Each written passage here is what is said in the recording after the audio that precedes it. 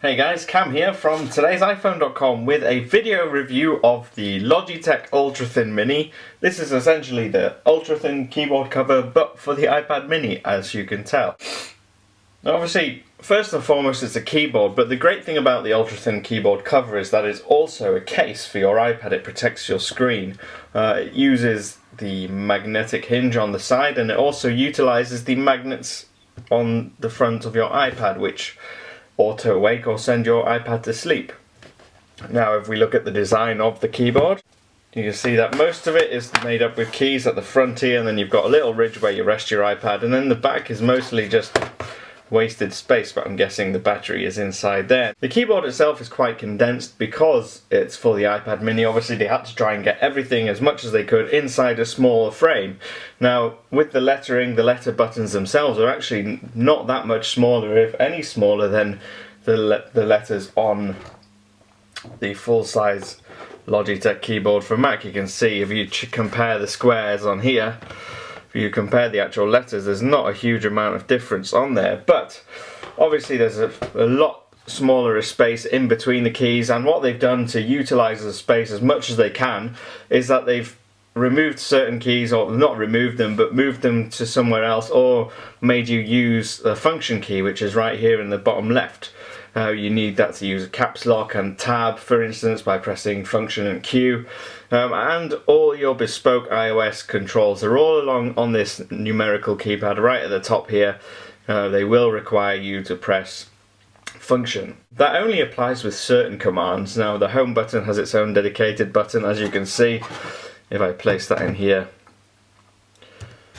I press home and you can see it has the desired effect. It's also got a lock key, but then again you need function for that. You press function and 1 and it locks.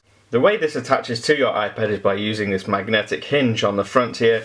You can see it's attached to the side, the edge of my iPad Mini, and you simply just shut it as you would a notebook. Now one thing I really liked about this was that the metallic cover on the back matches exactly the colour of the slate on the back of the iPad. The texture's the same, the material's the same, it's aluminium, or aluminum if you're from the States. The only way that you can tell which part is the iPad really is that this has got the Apple logo on it, and this has got a Logitech logo on it. It really fits well, it's fantastically well designed. You can see the design here is virtually seamless and it's easy to open. Just make sure you open it the right way up, i.e. with the keyboard with letters facing up, and you place it simply in the hinge like so. Typing experience has been good. Like I said, the keys are obviously condensed, so your hands do feel a little bit more cramped. It takes a little while to get used to, and something that I noticed, that it's because I was never really taught to type properly. I always use the caps lock for putting the capital letter at the start of my sentences or the start of proper nouns. I've had to readjust my typing, which I guess is a good thing, to using shift and then the letter, because it's much easier than pressing function, caps and then a letter. In terms of performance, you're going to get a good 3 months of battery out of this before you need to charge it. It doesn't take long to charge.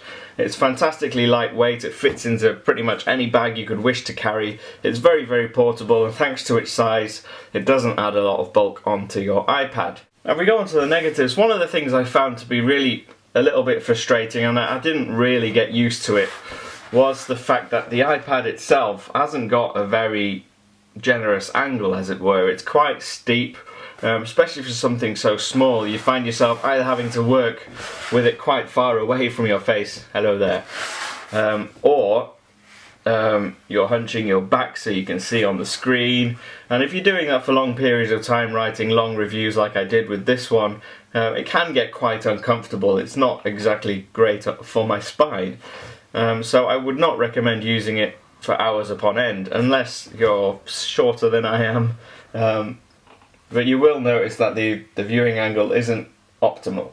The other thing I'd like to see improved is the same as what I thought about the bigger Ultrathin, is that I would rather the bespoke iOS command keys all had their own separate row above this, and the iPad was pushed back and slightly narrower angle, not steep.